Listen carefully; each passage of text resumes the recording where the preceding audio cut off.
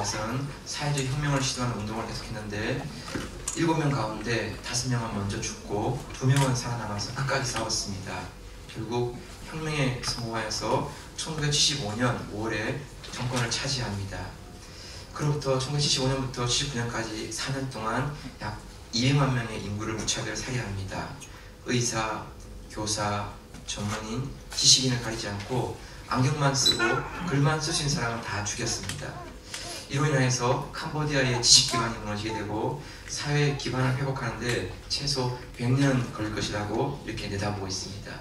우리가 알고 있는 킬링필드의 주인공, 바로 그 킬링필드를 만든, 그러니까 일으킨 그런 사람이지요. 여기에 비해서 또 한 사람은 싱가포르의 수상이었던 리 콴유라고 하는 사람입니다. 1959년부터 1990년까지 31년 동안 총리로 싱가포르에서 봉사했는데, 리 콴유가 재직한 그 31년 동안 싱가포르는 참 많은 변화를 거치게 됩니다.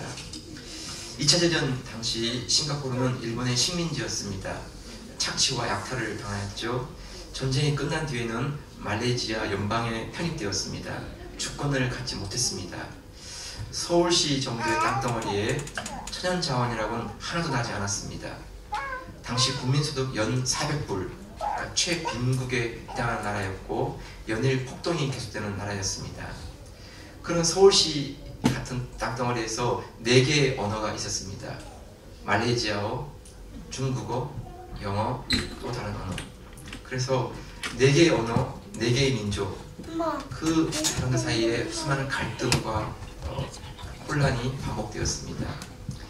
이런 싱가포르가 불과 30년 만에 연 3만 달러 이상의 국민소득을 가진 나라로 바뀌게 되었고 세계 4위의 국민소득을 가진 나라가 되었습니다. 기업 선호도에서 1위를 차지합니다. 300만밖에 되지 않는 국민들이지만 최강의 군대를 보유하고 있고 공무원 월급이 대기업의 월급보다 높은 나라입니다. 무질서와 폭동으로 반복된 나라가 불과 30년 만에 완전히 새로운 나라로 바뀔 수 있는 이 놀라운 모습. 여러분, 이 일을 만든 사람이 바로 리 콴유인데, 리 콴유는 영국에서 유학생활을 하였습니다. 그 영국 생활 동안에 기독교 신앙에 깊은 영향을 받았고 기독교의 합리주의적인 정신이 아니면 싱가포르를 바꿀 수 없다라고 하는 확신을 가졌습니다. 그래서 그가 각 사회 분야의 정직과 성실을 강조하였습니다. 투명성이 있는 사회, 투명성이 있는 기업, 이것을 만들기 위한 노력을 계속 사람들에게 주창했습니다. 이렇게 3년 동안 노력을 기울인 끝에 싱가포르는 바뀌었습니다. 기업 선호도 1위, 투명성 1위, 이런 나라로 바뀌었습니다. 지금은 선진국 대열에 속해 있는 나라입니다.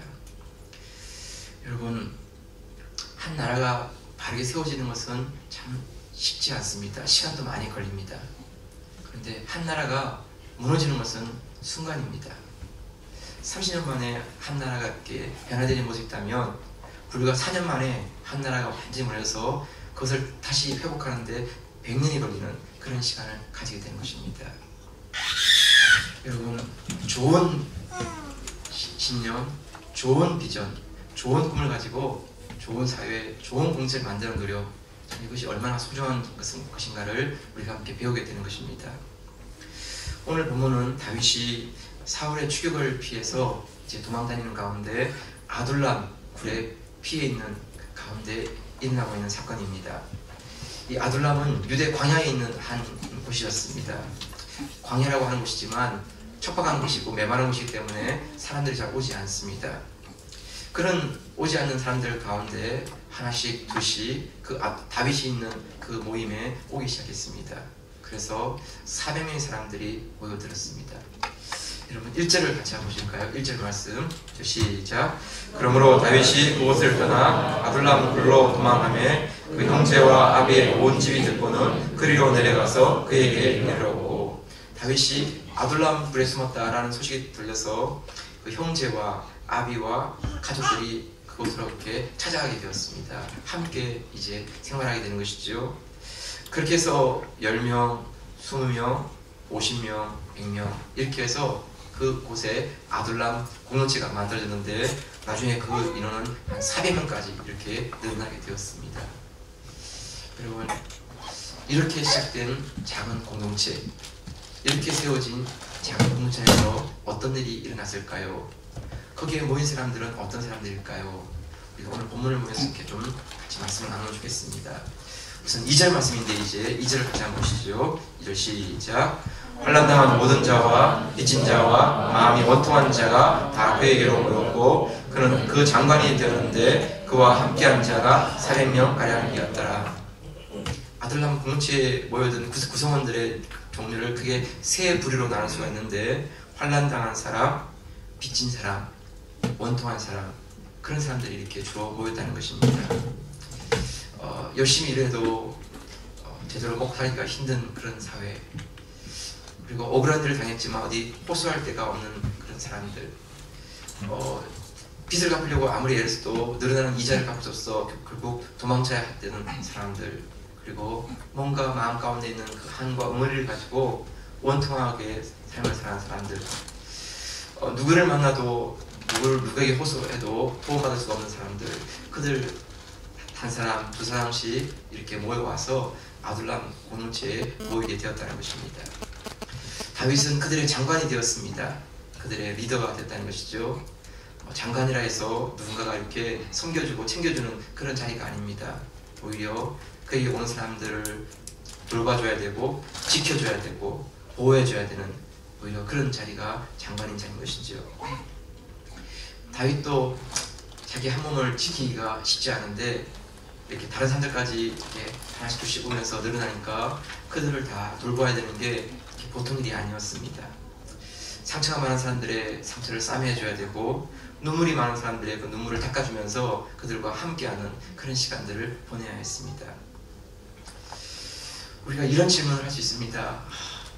하나님께서 분명히 다윗에게 기름 부으셔서 이스라엘 왕이 되겠다라고 하셨으면 사울 왕에게 쫓겨서 이렇게 도망다닐 상황이라면 좀 돈이 많은 사람, 힘이 있는 사람, 똑똑한 사람, 그들을 좀 확 꺼내셔가지고 숫자가 뭐 10명, 20명이 아니라 1000명, 10,000명, 50,000명 막 이렇게 확 늘어나면 사울도 함부로 건드리지 못할 거 아니겠습니까? 그리고 어느 순간에는 사울을 뒤집었고 이스라엘 왕이 되어서 정말 이제는 하나님께서 오신 왕이라는 것을 온 사람들에게 알리는 그런 기회가 되면 좋지 않겠습니까? 그런데 오늘 본문에 보면 그런 것과는 정반대의 모습이죠.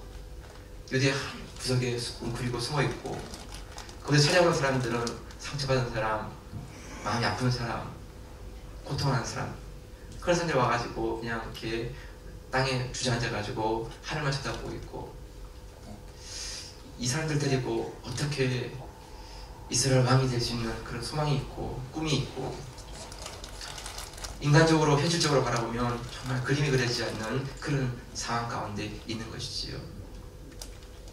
왜 하나님께서 이렇게 하셨을까? 왜 하나님께서 이런 사람들을 다윗에게 보내실까? 진 에드워드가 쓴 책 가운데 세 왕 이야기, A Tale of Three Kings라고 하는 세 왕들의 이야기, 그래서 한국에서는 세 왕 이야기라고 번역되는데 그 책에 이런 내용이 담겨 있습니다. 이스라엘의 초대 왕국에 등장했던 세 명의 왕들, 사울 왕, 다윗, 그리고 압살롬, 그 세 사람의 삶을 이렇게 스케치하고 있습니다. 사울 왕은 이스라엘 초대 왕이 되어서 이제 갑자기 그가 왕이 되었습니다. 왕이 되기까지만 해도 그는 참 겸손했습니다. 그리고 사람들과 함께하려는 마음을 가졌습니다. 그런데 조금 지나면서 사울 왕은 그 마음이 바뀌어지고 왕의 자리를 탐내기 시작하여서 왕의 자리를 엿보는 사람이 있다면 가차없이 죽여버리거나 자기의 종족들을 다 제거해버렸습니다. 그리고 자기에게 조금만 쓴소리하는 사람이 있으면 그냥 그 사람들을 갈아엎어버리거나 치워버렸습니다.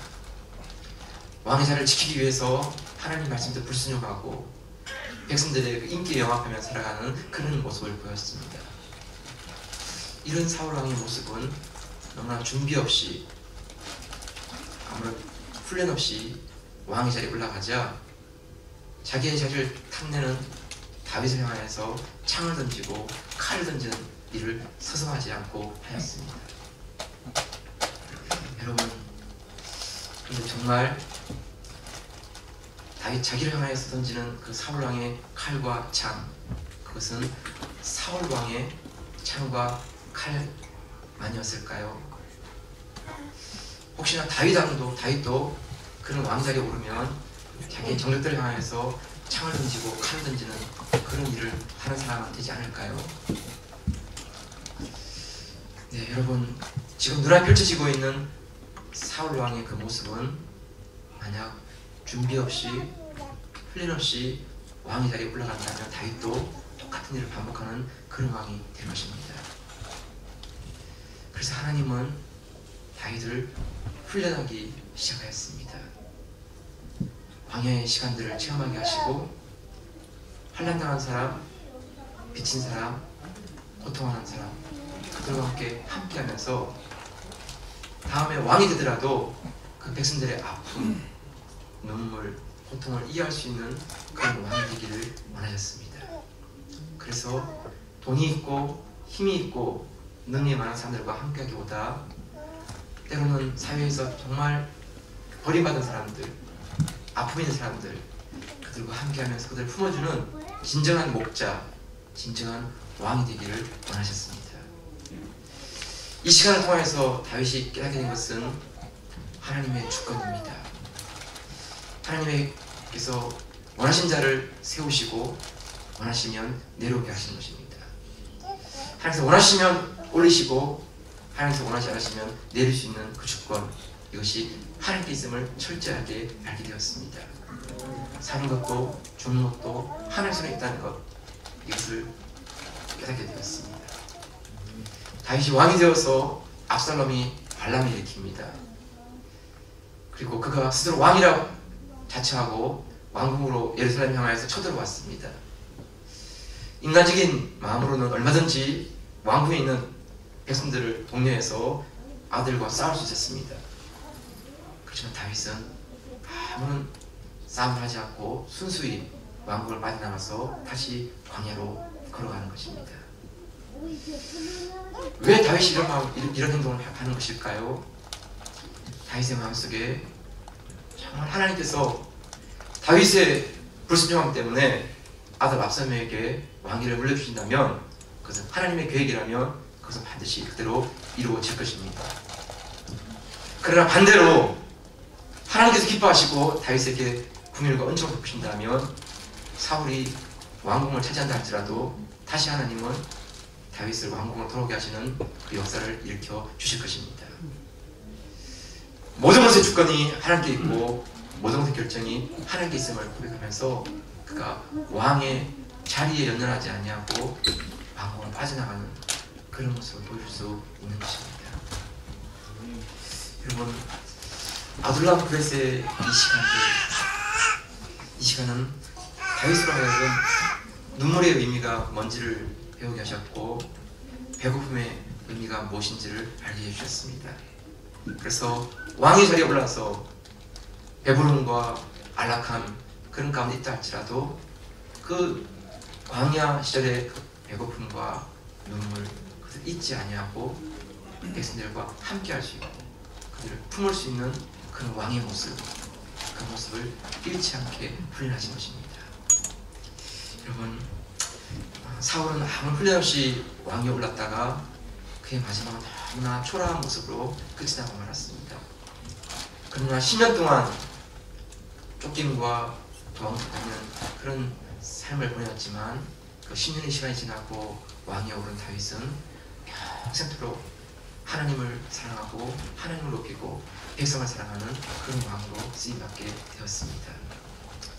사랑하는 성도 여러분, 우리의 삶 가운데 지금의 시간이 아둘람 불에 있는 듯한 유대의 광야에 있는 듯한 외로움과 아픔과 눈물의 시간들이 있다면 하나님께서 결코 이 시간들을 헛되게 하지 않으실 것입니다. 삶 가운데 그 눈물을 진주로 만들어 주시고 아픔을 다른 사람을 품을 수 있는 그런 그릇으로 빚어주실 것입니다. 우리 은혜교회 속에 이런 아름다운 모습이, 이런 소중한 모습이 있어지기를 주의 이름으로 축복합니다. 그들의 모습 가운데 어떤 일이 났을까요? 그들 가운데 2절을 한 번 더 보실까요? 2절 말씀 시작. 환난당한 모든 자와 미친 자와 마음이 원통한 자가 다 그에게로 모였고 그는 그 장관이 되었는데 그와 함께한 자가 400명 가량 되었더라. 아둘람 뿔에 있는 동안에 다윗에게로 모여온 사람들은 400명 정도 되었다고 되어 있습니다. 쫓기고 도망치는 가운데서도 이런 사람들 저런 사람들을 만나게 된 것이지요. 이 시절에 선지자 갓을 만났고 제사장 아비아들을 만나게 되었습니다. 좋은 믿음의 동력자, 좋은 기도의 일꾼들, 이들을 만나게 되었죠. 그렇지만 다 그런 사람들은 아니었습니다. 때로는 이런 사람도 저런 사람도 함께 있습니다. 여러분, 10명 있을 때와 400명이 함께 있을 때 이걸 상상해 보십시오. 400명이 함께 산다고 생각해보면요, 정말 그게 쉬운 일이 아닙니다. 더더구나 마음에 상처가 있고 아픔이 있고 눈물이 있는 그런 사람들을 같이 모이다 보면 정말 아무것도 아닌 일에 서로가 예민해질 수 있습니다. 정말 작은 일에, 사소한 일에 정말 이렇게 서로가 긴장을 가지게 되는 그런 상황들이 있습니다. 그냥 평범한 말인데 상대방 그것 때문에 너무나 아픔을 얻게 되는 그런 상황이 벌어집니다. 여러분, 그게 하루 이틀이 아니고 함께인 동안 계속해서 그런 삶들이 이렇게 반복되고 있는 것입니다. 400명의 사람들이 한 공동체를 이룬다는 거, 여러분, 숫자의 문제가 아니고 그것은 정말 소중한 가치, 소중한 한 사건이 일어나야 되는데 그것은 나와 함께 다른 사람을 인정해주는 마음을 가져야 하는 것입니다. 정말 바뀌지 않는 저 사람의 그 습관, 바뀌지 않는 그 사람의 허물, 고칠 수 없는 그 사람의 습성, 그런 부분들을 그들을 인정하면서, 그렇지만 그것으로 끝나는 게 아니라 서로가 함께 조금씩 함께 서로가 더 좋은 모습으로 바꿔가려 하는 그런 노력을 함께 하는 것입니다. 그런 마음들을 가지지 않으면 공동체는 유지가 안 됩니다. 반드시 어느 한 부분 때문에 부딪히면 떨어져나가고 깨어지고 마는 것입니다. 400명의 사람들이 함께 산다는 거 결코 쉬운 일이 아닌 것입니다. 여러분, 이런 사람들이 있는 가운데 도대체 어떤 일이 일어났을까요? 어떤 일이? 다윗이 아둘람 굴에 있는 동안에 기록한 시편이 3개가 있습니다. 시편 34편, 시편 57편, 시편 142편입니다. 그런데 이 시편의 공통점은 그 시편에 표제어가 붙어 있는데, 그 표제어가 다윗의 밑담시, 다윗이 굴에 있을 때 지은 마스길, 이렇게 표제어가 붙어 있습니다. 밑담이라는 게 뭔가 하면 교훈입니다. 교훈. 그에게 주는 교훈. 마스길이 뭔가 하면 경고입니다. 경고. 마음에 깊이 새겨야 될 그런 고백. 다윗이 이 시편을 지으면서 결국 그냥 지은 게 아니라 자기 마음 가운데 수도 없이 교훈의 그 메시지를 던지면서 마음의 경고를 일으키면서 그 말씀을 붙잡고 그 말씀을 기억하면서 그리고 노력하는 그런 것으로 이 시편을 기록했다는 것입니다. 그 내용이 뭘까요? 시편 34편 15절 17절인데 자막 한번 보시고 읽을까요? 시작. 여호와의 눈은 의인을 향하시고 그 귀는 저희 부르짖음에 기울이시는도다. 의인이 외침에 여호와께서 들으시고 저희의 모든 환난에서 건지셨도다. 여러분, 400명의 숫자가 많아 보이지만 사울이라고 하는 한 나라 군대의 왕과 싸우게 된다면 400명은 아무것도 아닌 것입니다. 내일 언제 무슨 일이 있을지 알지 못하는 가운데 긴장과 초조함이 있는 그런 상황이지요. 예민할 수밖에 없고 초조할 수밖에 없고, 내일은 뭘 먹을까? 내일은 우리가 어떻게 살아야 될까? 그런 걱정이 마음에 확 다가올 때마다 다윗이 자기에게 주는 교훈이 뭘까요? 하나님은 의인을 향하시고 하나님의 귀는 저희 부르짖음에 귀 기울입니다. 하나님 결코 의인을 버리지 아니하시고 하나님을 의지하는 자를 포기하지 않으시는 분이다. 그 하나님께 기도하고 그 하나님 간구할 때 하나님 오늘 하루 동안 이동 양식을 채워주시고 피할 길을 주실 것이다. 그래서 그 하나님을 향해서 이렇게 기도하는 그런 고백을 드리고 있다는 것입니다. 시편 57편 7절 8절인데 여러분 한번 더 같이 보세요. 시작. 하나님이여 내 마음이 확정되었고 내 마음이 확정되었사오니 내가 노래하고 내가 찬송하니이다. 내 영광아 깨일지어다. 빛바야 수금아 깨일지어다. 내가 새벽을 깨우리로다. 여러분 눈앞에 펼쳐지고 있는 것은 정말 한심한 상황이죠. 그 메마르고 삭막한 그런 가운데 다윗이 마음 가운데 확정하면서 부르는데 경가하면 내 영광아 깨일지어다. 여러분 무슨 영광이 있어요? 그 쫓기는 가운데 뭐 좋은 게 있겠어요? 한번 배부르게 먹고 따뜻하게 잠잘 수 있는 그런 편한 시간이 있었겠어요? 늘 두려움과 경계와 초조함이 있는 그런 상황이죠. 그런 시간에도 불구하고 다윗이 고백하기를 비파야 수금아 깨일지어다. 내가 새벽을 깨우리로다. 여러분 새벽마다 하나님 앞에서 기도하면서 하나님 지금은 이런 절망과 어둠 가운데 있다 할지라도 분명히 새벽은 옵니다. 태양은 떠오릅니다. 하나님 그 소망 잃지 않고 하나님 주 영광을 바라보고 내가 노래하며 하나님께 쓰기 원합니다. 그렇게 자기에게 다짐하는 것입니다. 자기에게 외치는 것입니다. 결코 무너질 수 없는 이유, 결코 포기할 수 없는 이유, 하나님께서 기도를 들으시고 응답해 주실 것이다. 그러면서 시편 57편 11절에 보면 이렇게 고백하잖아요. 하나님이여 저는 하늘의 높이 들리시며 주의 영광은 온 세계에 높아지기를 원하나이다. 여러분 이거는 말은 쉬울지 모르지만 저 쉽지 않아요. 지금 니나 잘해 임마 니나 뭐 먹을 거 있냐? 그런 제 상황인데 뭐 주의 이름은 뭐 하늘 높이 올리시고 뭐 주의 영광은 아이고 짜증 바깥 일만 일해 임마. 이렇게 사람들이 막 이렇게 핀잔 주기 쉬운 그런 상황인데 주는 하늘 위에 높이 들리시며 주의 영광은 온 세계 위에 높아지기 원하나이다.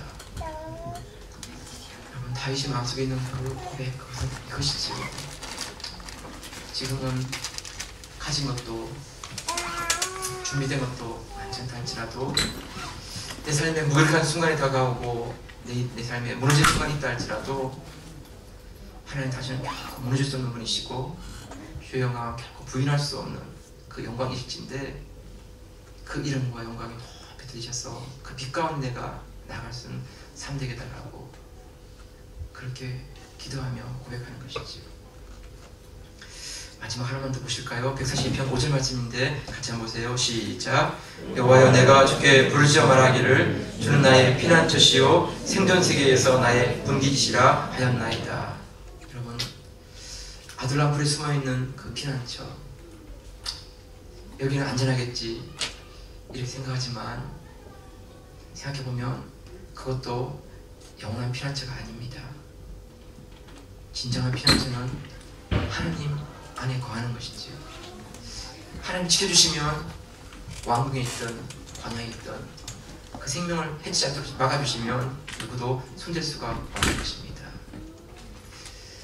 우리의 피난처는 은행에 있는 통장 잔액이 아닙니다. 우리의 피난처는 내 육신의 부모님이 아니죠.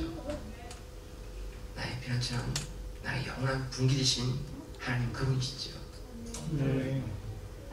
현실적으로는 와닿지 않습니다. 눈에 보이지 않는 분이 아니니까. 그렇지만 다윗이 자신에게 계속 고백하는 자기를 향한 경고와 교훈으로 주는 메시지가 뭐냐 이것이지요. 사람이 피난처가 아니고 하나님이 피난처이십니다. 이 땅 어디도 안전한 곳은 없습니다. 그러나 오직 하나님만이 안전한 곳입니다. 그렇게 자기가 향해서 외치면서 하나님을 바라보게 하고 하나님께 무릎 꿇게 하는 그런 자리로 나아가게 하는 것이지요. 자, 성도 여러분, 하나님은 이 아둘람 공동체 속에서 다윗과 함께한 모든 사람들에게 바로 이 믿음, 이 고백 가운데 함께 서게 했습니다. 죽으면 함께 죽고 살면 함께 사는 그런 가운데서 그들은 참 우리가 의지하고 바라볼 수 있는 유일한 분은 하나님밖에 없습니다. 그런 가운데 하나님을 예배하고 함께 기도하고 그래서 함께 격려하고 그러면서 조금씩 조금씩 서로를 자라가게 하는 그런 사람들로 이렇게 바뀌어지는 것이지요. 네, 여러분, 그래요. 사람은 한순간에 완전하게 바뀌지 않습니다. 네, 그런 사람도 있지만 대부분의 사람은 네, 은혜를 받고 그러면서 조금씩 이렇게 바뀌어가는 것이지요. 그래서 더 하나님을 닮아가고 주님을 닮아가는 성숙한 삶으로 이렇게 자라가는 것입니다. 우리 은혜교회 안에 정말 이런 거룩한 성숙과 성장이 있는 한 해 될 수 있기를 주 이름으로 축복합니다. 함께 품고 그리고 함께 서로가 웃고 함께 웃으면서 서로를 계속 격려하는 것이지요. 그래서 우리가 함께 가요. 주님 주신 꿈을 꾸고 주님 주신 비전을 바라보고 함께 나아가면서 하나님 나라를 이루어가는 그런 공동체, 믿음의 사람들, 그런 교회 될 수 있기를 주 이름으로 축복합니다. 여러분, 이런 사람들, 환난당한 사람들, 빚진 사람들, 원통한 사람들, 이들이 나중에는요 통일왕국의 기초를 만드는 사람이 되었고요, 통일왕국을 세우는 그런 다윗의 용사들이 되었어요. 삶이 다 바뀌어진 것이죠. 여러분, 이 사람들이 어떻게 바뀌었는지에 대해서 사무엘하 2장 3절짜리인데 자막 보시고 마지막 같이 한번 읽겠습니다. 시작. 또 자기와 함께한 종자들과 그들의 권속들을 다 데리고 올라가서 헤브론 각 성에 거하게 하니라. 유다 사람들이 와서 거기서 다윗에게 기름을 부어 유다 북쪽의 왕을 삼았더라. 자기와 함께한 종자들, 그리고 권속들, 가족들이죠. 그들을 데리고 헤브론 성으로 올라가는데 그때 유다 사람들이 나와서 다윗에게 기름을 붓고 유다의 왕을 삼았다라고 이렇게 기록하고 있어요. 아둘람 사람들, 그들 중에 어떤 사람도 떨어지지 않았습니다. 함께 했고 같이 했고, 그래서 그들은 그 헤브론 성에서 이제 유다 왕국의 왕이 되었고 장차는 통일왕국의 왕이 되는 그런 기틀을 마련하는 사람들로 쓰임받게 되어집니다. 이 사람들에 대한 얘기가 사무엘하 23장 이하에 나오는데 그 이야기를 시작하면서 세 사람에 대한 사람들을 이렇게 소개하고 있어요. 다윗이 블레셋과 전쟁하는 중에 자기의 고향 예루살렘에 있는 그 우물에서 그 먹던 물이 먹고 싶어서 누가 나로 하여금 베들레헴 우물 곁에 있는 그 물을 나가 먹게 할까, 그렇게 말했을 때 다고몬 사람 요셉, 에센 사람 아디노, 아우아 사람 엘르아살, 그러니까 요셉, 아디노, 엘르아살, 이 세 사람이 그 블레셋 진영을 뚫고 들어가가지고 칼과 화살을 맞아가면서 그 우물에서 물을 길어서 다윗에게로 가져왔어요. 그리고 그 물을 왕께 내어드렸습니다. 다윗이 그 물을 받아들였을 때 다윗은 차마 그 물을 먹을 수가 없었어요. 그리고 다윗이 울면서 내가 다시는 이런 일을 하지 않겠다고 말하고, 이것은 새 용사의 피라고 그렇게 하고 그것을 여호와의 제단 앞에 두었어요. 생명을 아끼지 않고 가져가서 그 물 한 바가지를 떠와서 왕께 드려주는 이 세 사람이 어디서 나왔냐 하면 바로 아둘람 공동체에서 함께 생활했던 바로 그 세 사람, 새 용사라고 이렇게 기록하고 있어요. 이 세 사람을 소개한 이후에 나머지 그 뒤에 보면 37명의 용사들을 소개해요. 그런데 이 37명의 다윗의 용사들을 쭉 소개하는데 이런 소개하는 기록은 사무엘상하, 열왕기상하, 역대상하 그 두 번씩 된 그 역사서 속에서 딱 한 번밖에 없어요. 다윗의 용사들 그 소개에 대한 기록밖에 없어요. 그 사람들이 어떤 사람이었는가에 대해서 소개하면서 압살롬이 반란을 일으켰어 스스로 왕이라고 하고 예루살렘에 들어와서 왕 즉위식을 갖췄을 때 다윗의 용사들은 한 사람도 떠나가지 아니하고 다윗과 함께 그 왕궁을 빠져나와서 광야를 함께 걸어갔어요. 그리고 광야에서 왕과 함께 하면서 하나님께서 다윗을 버리시며 우리도 함께 버림당하고, 하나님 다윗 다시 왕궁으로 올리시면 우리도 함께 올라가겠습니다. 그런 마음, 태도를 가진 사람들, 그런 사람들이었다라고 그들의 삶을 이렇게 기록해주고 있어요. 여러분, 처음부터 이분들이 이렇게 성숙한 사람, 이렇게 아름다운 사람, 그건 아니었어요. 처음에는 다 상처가 있고 아픔이 있고 서로 미워하고 시기하고, 그렇지만 함께 생활하면서 예배 가운데, 기도 가운데, 그리고 서로를 품는 교제 가운데 하나님의 사람으로, 하나님의 용사들로 이렇게 훈련되어 준비되면서 자라는 것이지요. 그래서 유대 나라의 그 왕이 되는 기틀을 마련하였고, 통일하게 그 기초를 마련하는 그런 사람들을 이렇게 세워지게 되었어요. 여러분, 아둘람 공동체는 유대 광야에 세워진 자그마한 공동체였습니다. 사람들은 별로 주목하지 않았고 별로 알아주지도 않았어요.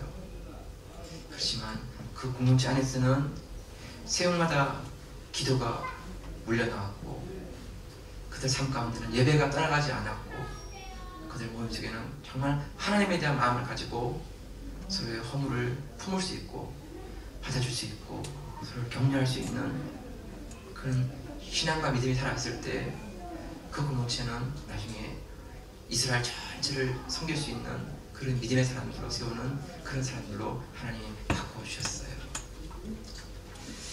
네, 여러분, 아둘람 공동체는 세상과 다르게 사는 공동체였어요. 하나님이 우리의 피난처십니다 라는 고백 가운데 다른 어떤 것도 의지하지 않는 것이었죠. 하나님 그것만 바라고 그것만을 구하는 그런 공동체였습니다. 아둘람 공동체는 상한 마음을 열어놓고 그 깨진 마음을 감싸주면서 서로를 함께 격려하고 품을 수 있는 그런 사람들로 훈련되어져 가는 그런 공동체였어요. 참 아픔이 있고 어려움이 있지만 그래도 끝까지 서로에 대한 신뢰를 잃지 아니하고 믿어주고 인정해주고 격려해주는 공동체, 그것이 아둘람 공동체를 그렇게 아름답게 만들게 되었습니다. 여러분, 2014년을 우리가 이제 또 한 해를 이렇게 준비하면서 이런 아름다운 공동체의 모습으로 은혜가 자라가면 좋겠습니다. 네, 여러분, 우리의 자아가 강하면 우리 모두가 다 단단한 껍데기가 우리를 둘러싸고 있죠. 그 껍데기를 가진 채로 사람을 만나면 딱딱한 것 때문에 다 상처를 받고 스치고 지나가면 다 핥히고 그렇습니다. 근데 우리의 저 자의 딱딱한 것들을 우리가 하나님 앞에 내려놓고 정말 하나님 앞에 우리의 연약한 그 못 있는 모습대로 나가서 한 형제를 끌어안고 한 자매를 끌어안을 때 정말 그 가운데 사람과 사람이 통하는 그 따뜻함이 있고 마음과 마음이 통하는 그런 위로가 있는 그런 만남을 가지게 됐죠. 이런 진정한 만남, 이런 교제가 있는 공동체, 이런 공동체가 은혜교회가 되면 좋겠고, 이런 교회로 우리가 한 해를 달려가면 좋겠습니다. 사랑하는 성도 여러분, 하나님께서 우리 안에 하나님의 거룩한 꿈을 주시고 비전을 주셔서 사람이 이렇게 제시하고 사람이 이렇게 엮어가는 그런 비전과 꿈이 아니라 우리 모두에게 기쁨 가운데 주시는 그런 마음의 소원들, 그런 소원들이 다 각각의 모습이 다르고 색깔이 다르지만 그것이 모이는데 하나님 한 꿈을 이루어서 함께 가는 그런 모습, 하나님께서 빚어가시고 하나님께서 만들어 가시는 공동체, 이런 모습을 함께 자랑하면 좋겠습니다. 이 은혜가 여러분의 삶에, 가정에 함께 하시기를 주님으로 축복합니다. 주신 말씀 같이 하시고 우리 합심해서 한번 기도하겠습니다. 하나님 아버지, 감사합니다.